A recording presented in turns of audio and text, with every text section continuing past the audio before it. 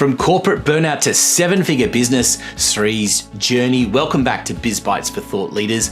I'm your host, Anthony Perl, and today we're sitting down with Sri Dey, who just launched Lumen, an employee branding and talent strategy firm that's only a few months old, but already making waves. She's about to share why companies spend millions marketing their products, but forget about the important product, their people. We'll explore how talent marketing isn't just about hiring, it's about building trust, retention, reputation, and so many more things to make sure it aligns with your values, your ethics. So much detail in this episode. Have pen and paper ready for this episode of Biz Bites for Thought Leaders. And hey, don't forget to subscribe while you're there.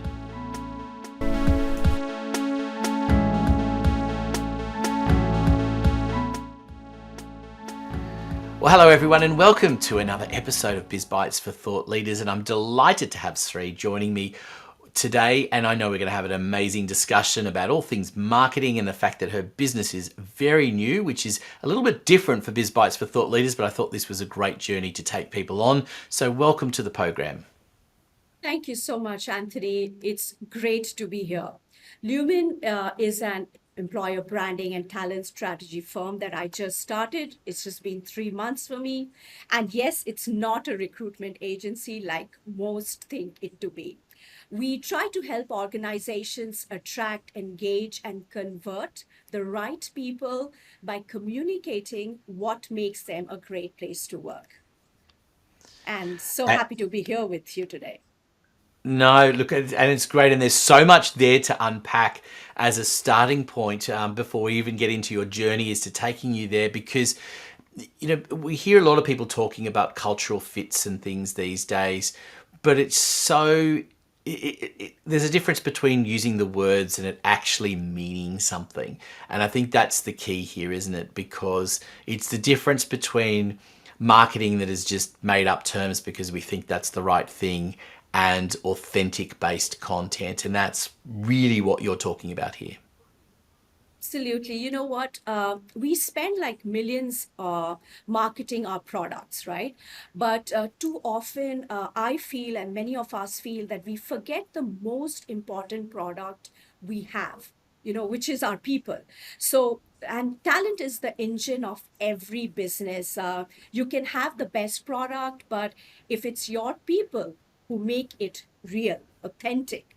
And most companies, I think, invest heavily in marketing their products and experience working in. So your employer brand, it's just not a campaign. It's like one-off campaign. It's actually the foundation of trust, the retention, and the reputation as well.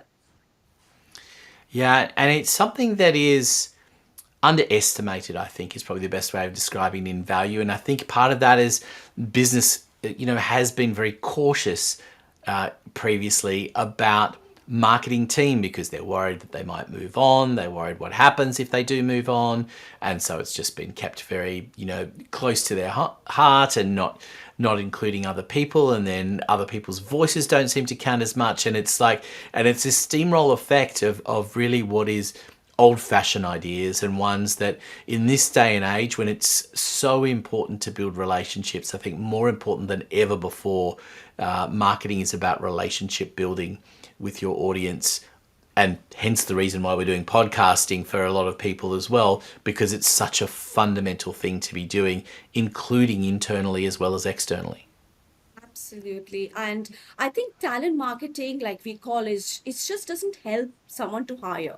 It shapes who stays with you, what kind of experience a candidate is experiencing with your brand. So when I feel that when talent marketing is treated like as a business strategy, hiring stops becoming reactive. So it becomes intentional, brand driven, and aligned with broader business goals. So it's so important, like a product marketing.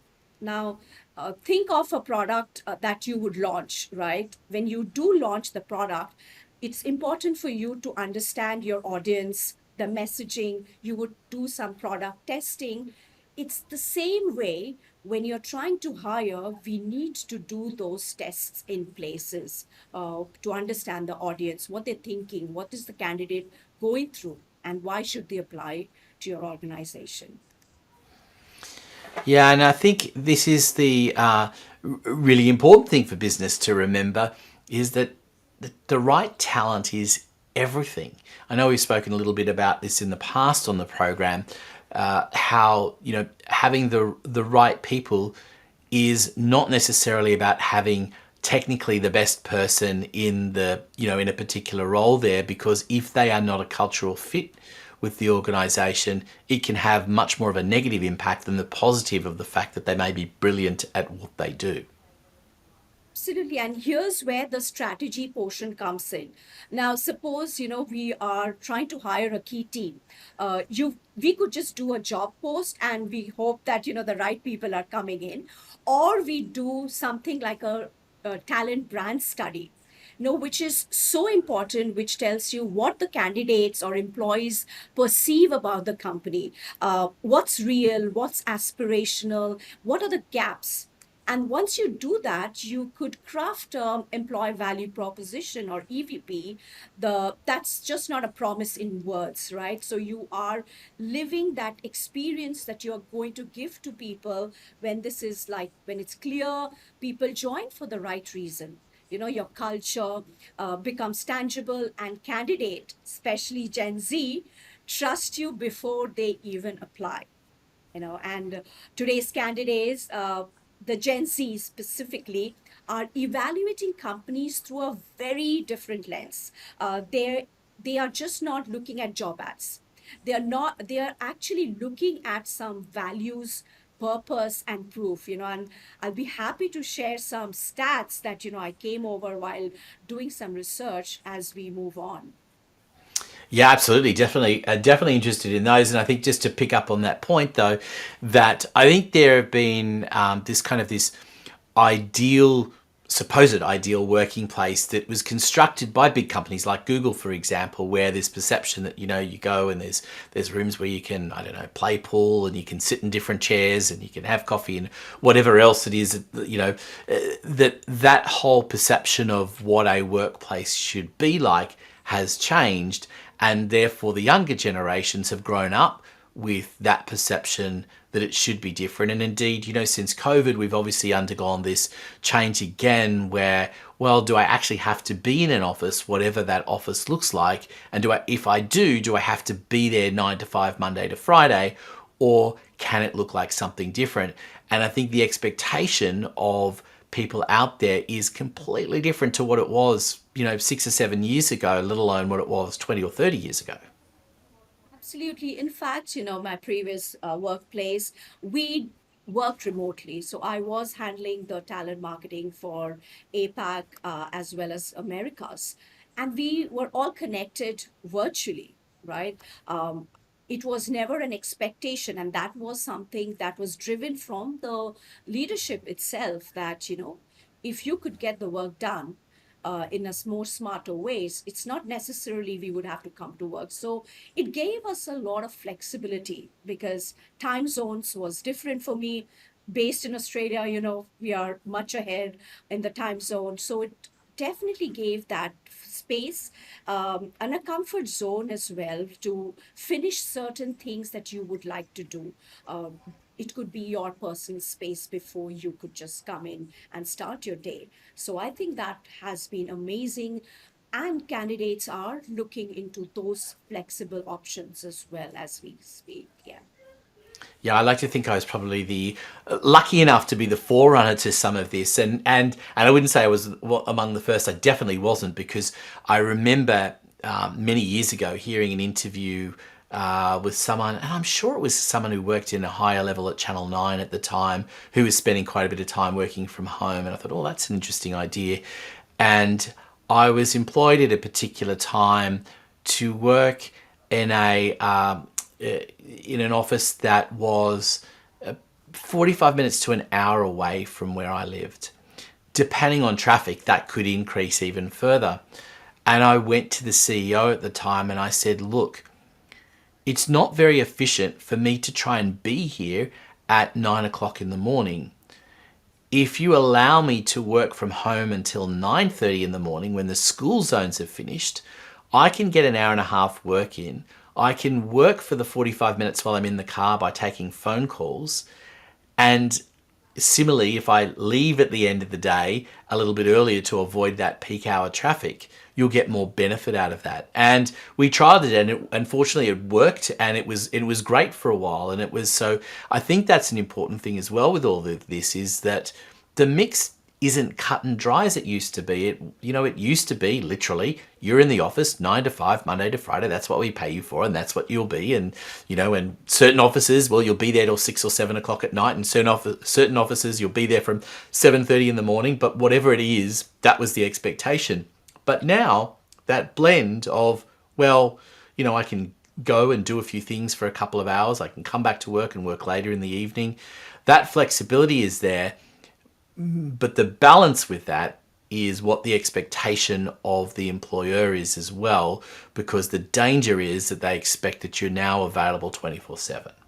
And so we haven't quite found that really nice way of making it work for everyone and designing it differently almost for everyone. And that's exactly like a great point that you kind of, taken up here. Like I was talking about the stats. There is some interesting proof points which says that the current sort of talent, which is the Gen Zs, right, are completely different. And in fact, there are 44% of this group have rejected an employer because the company didn't align with their ethics. Now, imagine you mention on your career site or somewhere about this, that we are flexible and, all of those words. But when it comes to implementation, it's not. They see, and it's just not about Gen Z. So whatever promises you give on your marketing strategy, your career site, your social media, it's the living proof of what you're trying to say. And the minute there is a disconnect, things just fall apart. So it's important that, how do we ensure that, okay, if we are talking about flexibility, that it is there, and to what extent should that be, is something that the younger generation, they are they live by that actually. So yes, it's so very important. And I think it's almost like we're writing new rules of the game as far as Yes. marketing is concerned, isn't it? Because it used to be that this was the trendy word, so we'll throw it out there. It's like one of my biggest bugbears in marketing is that every other business has, we are the leading in whatever it might be. Who says you're the leading in it? What actual criteria have you met to suggest that you are the leader? Some can genuinely say that, I get that, but that is a very small handful that have actually been through a process that says that they are the leading. Because even an award, even a competition, okay, you might have been the leader of the people that entered it, but doesn't make you necessarily the industry leader or the leader in a particular space. And in what context that people don't usually give it. I'm the leading whatever, but yeah, I might be the leading one in this street. That might be true, but it doesn't wash anymore. I think that kind of phrasing and terminology doesn't wash because people are looking for support to see that and saying, okay, if you're the leader, where am I seeing that that is actually evident? And I think the same applies to all of that marketing terminology that exists in different areas. So bang on, like I couldn't just, um, we'll talk about this more when it comes to certain words that we keep on using repeatedly, things like innovation. And these are very cliched in today's world. And if you take that to a job description, say, suppose, where would we use those words, because the job descriptions are so heavy, and it already kind of gives and kind of an imposter syndrome to many when they read, even if they are confident in applying. The minute these heavy words come into flow, it just like, am I too good to even apply? Am I good enough to apply for these roles, right? So I think it's time to kind of shift, make easy some things that as per the job, what the skills are required, we kind of have them do the real talks, have those real things that, matters. For example, that survey with Gen Z also said that they need 88%, they would need a clear purpose, what they would like to do in the job and feel satisfied. So it's just not about Gen Z. I think if today me and you would read a job description, and it should be, wow, you know what, I feel connected. And I think that's what it is, and not glorified words, so to speak. Yeah, and I think it is so important to choose the phrasing correctly that matches in. I know, and I'm sure you've got examples of as well, of where if you use the wrong terminology, the expectations of the people are different that are applying to be with you, and it ends in tears. I've definitely seen it. I remember an organization I was dealing with a few years ago, and they used a particular word quite heavily in a lot of their materials. And despite me having conversations with the CEO at the time saying, it's just not the right word for your business. It's not a criticism of your business. It's just not the right word for it. No, no, no, no. It's the right word. And I saw over a 2-year period, the the turnover in staff was astronomical. And when that word changed, so too did the trend for staff to come and go as often as they were, because they were attracted by something that wasn't really true to the business. And again, not a criticism of the business or the person that was in charge of it, merely just the wrong word reflecting something that they perhaps thought they should be rather than what they actually are. I completely, agree here to that. And coming from, like, I was attending a conference, and it was a networking event wherein this young graduate spoke up and said, you know what, I do pretty good in my college. I get good numbers, I get everything, and she's now applying for jobs. And she mentioned this: the minute I open the jobs to apply, I pause and think if I'm good at it, because it's not even matching to what it might be the role that you've opened up. But then again, those heavy words make me feel like doubt myself even to apply. So I think it has to be those real insight, has to be those authentic messaging, and the best people are your employees.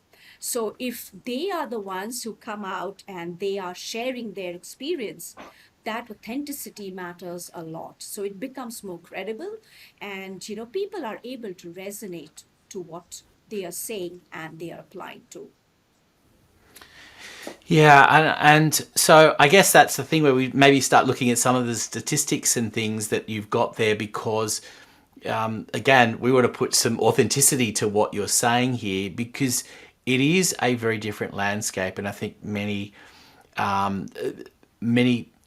businesses are not hearing it because they've got a mix of staff, right? They've got, they've got people that are old and young, different generations, so they're catering to all of those, and that in itself can be a difficult thing because there can be a huge difference between it. I just while you're bringing up some of those stats, I certainly recall a time when I was working for an organization and I hired someone. I had was just a 3-person team, so it was quite small, and I had someone who was working under me that was close to my age, and then we hired someone younger. And I remember we were just having a casual conversation about influencers and TV shows and music and stuff. And this poor, younger woman was looking at us just very blankly and completely lost. We were talking another language to her. And, equally, she would be talking about stuff and we're going, oh, what are you saying? And that makes it hard when you're trying to build a culture and you're trying to show these different things. So, but I'm interested in some of the stats that you've got there as well. Yep. So So this survey or the study report that I was looking through, they specifically focused on Gen Z. So today's candidates, how they are evaluating primarily our younger generation here. So I'll just read this through to you. They are most of the Gen Zs are evaluating companies through a very different lens, like as I mentioned earlier to you.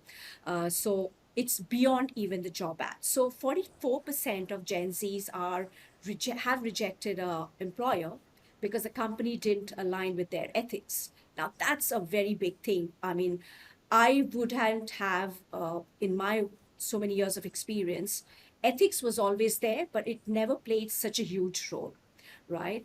Then you would have about 86% who said that they need a clear sense of purpose in their job to feel satisfied. Yes, we always wanted to be of, have that satisfaction to the kind of job that I was looking for too. But it was not predominantly on my top list. It was maybe on the fourth, fifth. But looking at the way things are changing with the new generation, it is good for employers now to look and think how their messaging should be. Now, if the report also said that, 75% of them, they actively weigh community engagement and societal impact. Now, that's heavy. We wouldn't have thought that would play such a huge role in their mindset while applying a job. So these are some very interesting data points for employers to consider because of the way hiring is now happening. And more we could talk about how is the landscape of social media and content changing predominantly for this younger mindset as well as we speak. Absolutely, because the thing about anyone that's looking for somewhere to work, they're almost interviewing you as the employer rather than the other way around these days, and they're looking at what you're talking about on social media and other places, and making some judgment calls around there because they're seeing through what might just be the marketing terminology and what is the reality there. And you talk about ethics and impact as well out beyond the actual job. I think that is an important thing to people as well, that there is a culture of giving in some way, shape or form. We've certainly had on this program in the past a shout out, as I do every now and then, to Paul Dunn from B1G1, because B1G1 is a great way that you can make an impact through a business and giving something to other parts of the world. But it is important when they talk about ethics that it's beyond just you're doing the right thing in the way that you work. It's actually you're going beyond that. It's not just ticking boxes. Absolutely. Like, most organizations, we always have a part of corporate responsibility or CSR activities that we all do. But does it define me when I'm looking at a job? Does it define that, okay, how much of contribution this company is making? And it gives me then the deciding power to join a company, right? So I felt that it's a big shift. Nobody would. And like, when they're making a social media strategy, for example, to attract talent, then this plays a big role that, what CSR activities that they're doing, they make it as part of their content strategy too. So whoever is looking at applying, they would know, hey, you know what, this organization does do a lot in this space. So it is one of my decision making process or thought when I apply. Yeah, and I think that when you are looking through all of those things, it's important that they're aligned with the business. And that is where I think is a lot of businesses fall apart as well. I've certainly, again, we're going back into the past, but I remember working at a fairly large organization, and on the whim of the then marketing director, who was personally very involved with a particular charity, and for very valid reasons, and a very great charity at that, an international charity, sort of dragged the organization into a relationship with that charity. And it was a failure because it had no alignment with the business itself. As wonderful an organization as it was, it just didn't have any relevance to the business. And therefore, nobody bought into it.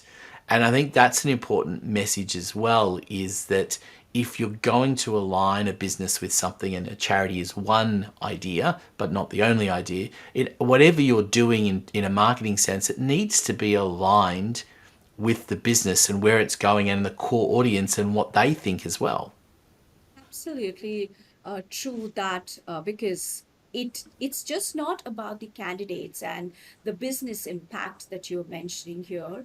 End of the day is the people who are making the changes as well. So while we are looking at the content strategy with regards to CSR to probably attract talent, it's also client strategy as well. I'm sure clients would also be interested to see where we are contributing with regards to the society overall. Yeah, and I think it's so critical that businesses think about all of these things, because it also impacts their own course of action and their success, because we've been talking about it in the context of employees, but the truth is that this has an impact in the context of clients and whoever is buying from them, and partners and those things as well, because you want to be in a relationship with someone that shares the same values as you, because the reality is you have competitors. We all have competitors. Why people choose you is because of you and who you are as a person, as a brand, as a business. And that filters out into the bigger world. And I believe that's becoming more and more important. I think AI is making it more important because Yes. people are looking for that which is different, that is true to who they are, that stands out from what is the AI driven content. Absolutely true that as well, because in this aspect, specifically because you brought up the space of competitors, everybody is kind of looking into your uh, competition as to what they are doing.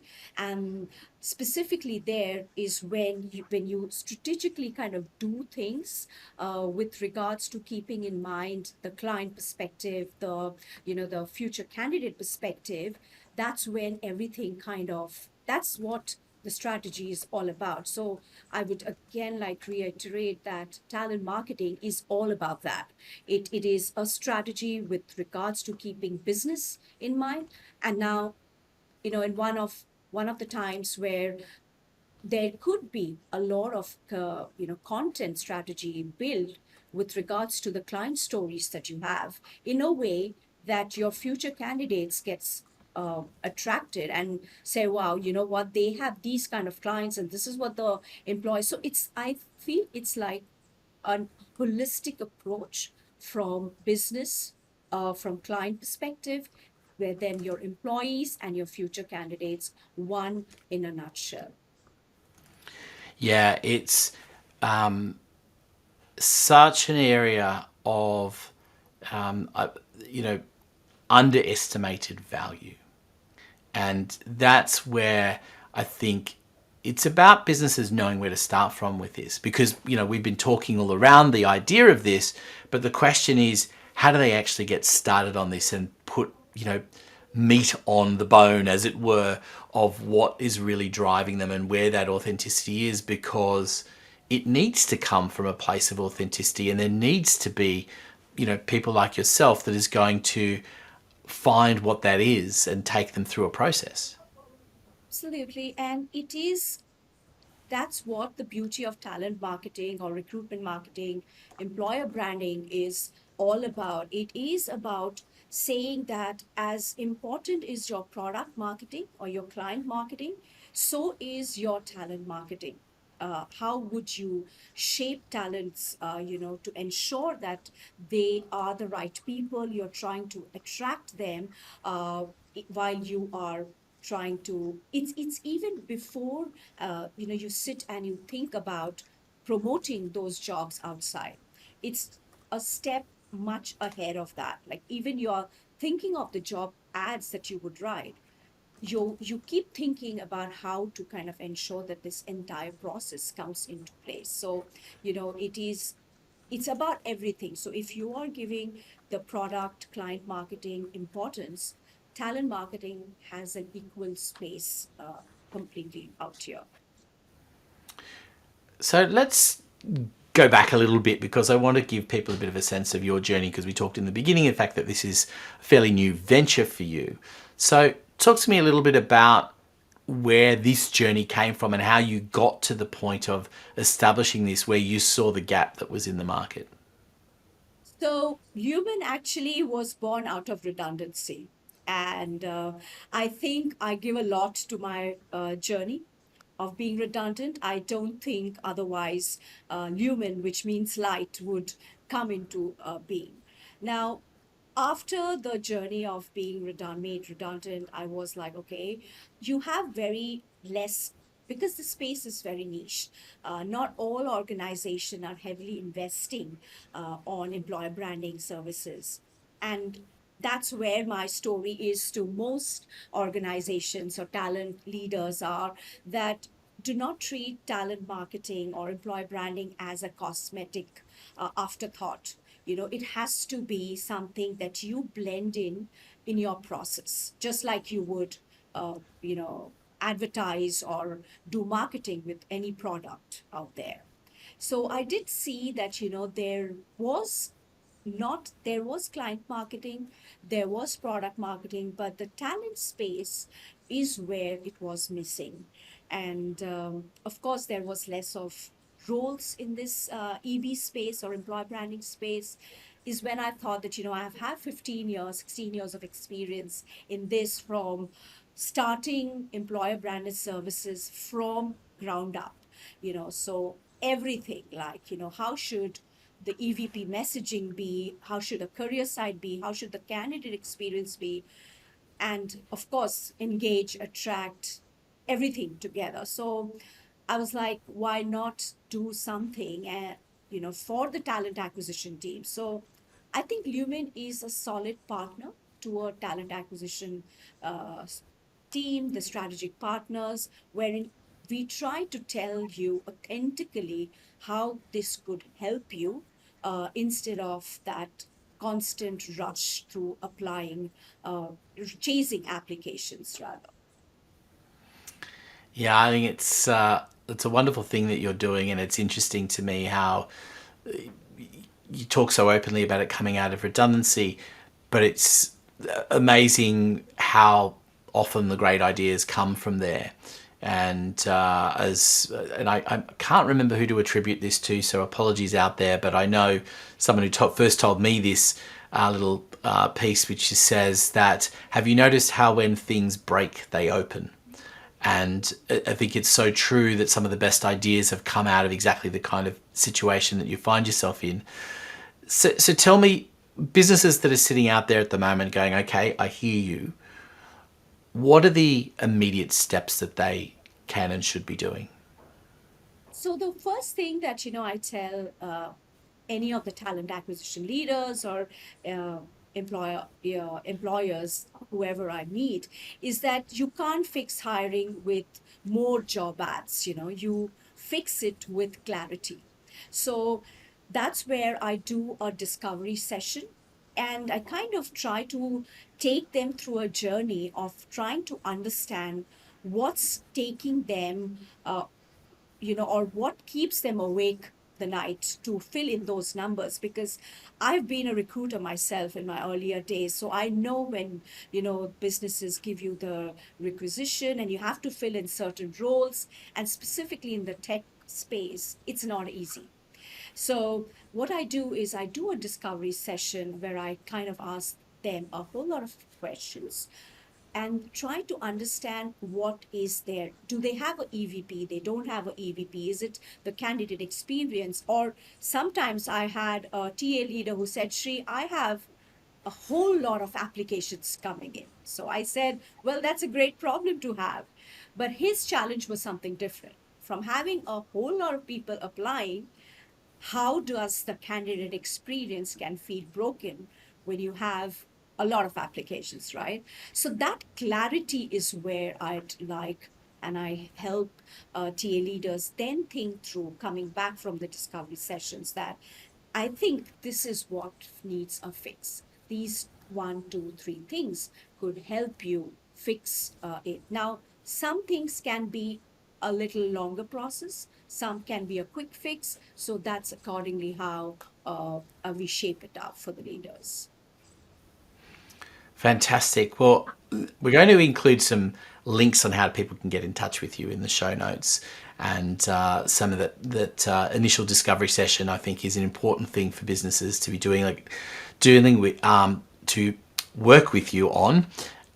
So, talk to me a little bit about the kind of ideal organizations that you're looking to work with, because of course there's such a range, right? I think what you've said today is relevant to someone who's having their first hire, to someone that's got hundreds of team.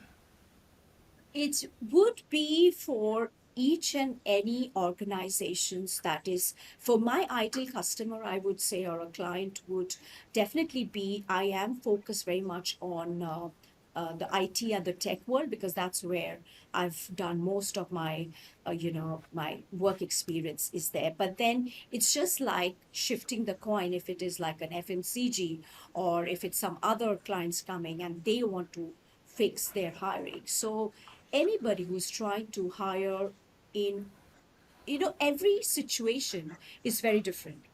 Every TA leader that I speak has a very unique challenge that they come up with. It could be from hiring, they're having hiring problem.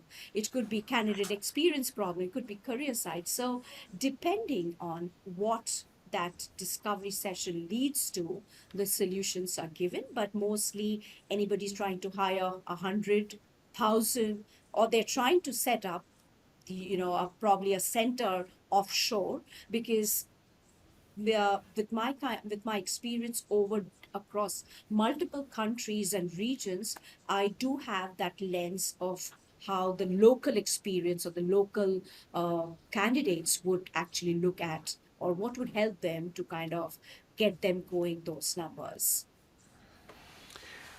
Look, there's so many more things that we can talk about in this space, and I think it's a fascinating area. Again, reminder to people to check out the show notes of how to get in touch with Sri. Just one final question that I want to ask you, and I ask this of all of my guests, and this is an interesting one to ask you because you're so new in the journey. So maybe it's a little bit more about what you wish than what is actually happening at the moment, because it's so early on. But the question is, what is the aha moment that people have when they come to work with you that you wish and hope more people will know about in the future, so you'll have more people coming to knock on your door? I'd say this, Anthony, that instead of, like treating the recruitment marketing or talent marketing, like as I mentioned, as a cosmetic afterthought, we need to see it as a strategic partner. And I think that wow moment is that the talent acquisition team feels, oh, she's one of us, because she knows the trenches. There is something that I have dealt it in and out. So of course, there are a lot of agencies who you can probably give your work outsourced to, but unless you've been in that trenches of hiring or recruitment, you wouldn't understand the pain of the talent acquisition leaders, like what it takes them to fill those roles and everything, like snap of a finger probably. So yes, I said that would be the aha wow moment. Fantastic. I love that. I love everything that you've talked about today. It's so relevant and important. It stretches beyond just the internal employees. It also looks to outside relationships, and it's a very specific kind of marketing that is becoming more and more important to organizations. So thank you for being an amazing guest on the program. I really appreciate it. Thank you so much, Anthony. It was great talking to you. Thank you so much. And to everyone listening, don't forget to subscribe so you never miss an episode of Biz Bites for Thought Leaders. Until next time, We look forward to your company then. Hey, thanks for listening to Biz Bites. We hope you enjoyed the program. Don't forget to hit subscribe so you never miss an episode. Biz Bites is proudly brought to you by Podcasts Done For You, the service where we will deliver a podcast for you and expose your brilliance to the world. Contact us today for more information. Details in the show notes. We look forward to your company next time on Biz Bites.